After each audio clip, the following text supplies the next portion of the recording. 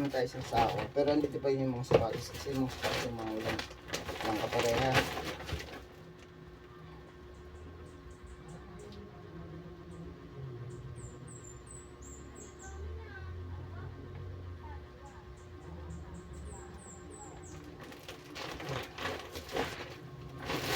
So, tayong banig. For personal use.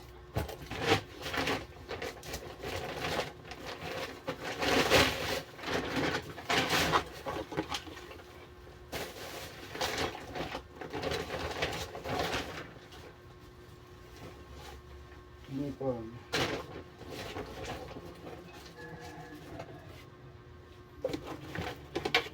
Yung banig ko, personal use. Yan, banig siya. Ako, ayoko matulog talaga sa mga semento, tapos maglalagay ka ng banig.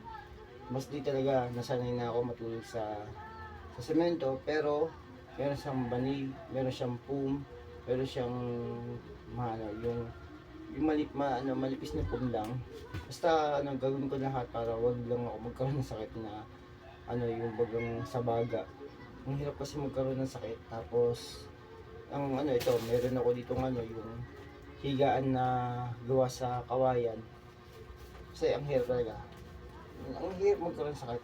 So, nagkaroon ako ng banig. Ito ay kay Jason. So, letter B, ang apelido niya. Member siya ng MCGI. Tapos yung mga gamit niya, yun, napumunta sa amin. Napumunta sa akin. Kaya, thank you so much talaga yung mga pinagdumaan niya. So, yun lang. And that's it.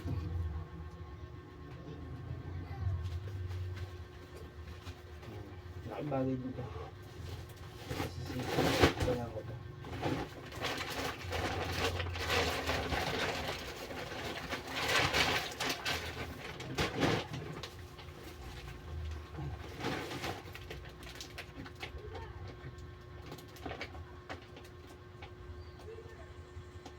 Alam mo, save lang natin yung mga gamit na to. Yung ginagawa ko lang, kung ano yung talagang dapat kong gamitin, yun lang. Marami. Yung iba nga, ito maganda.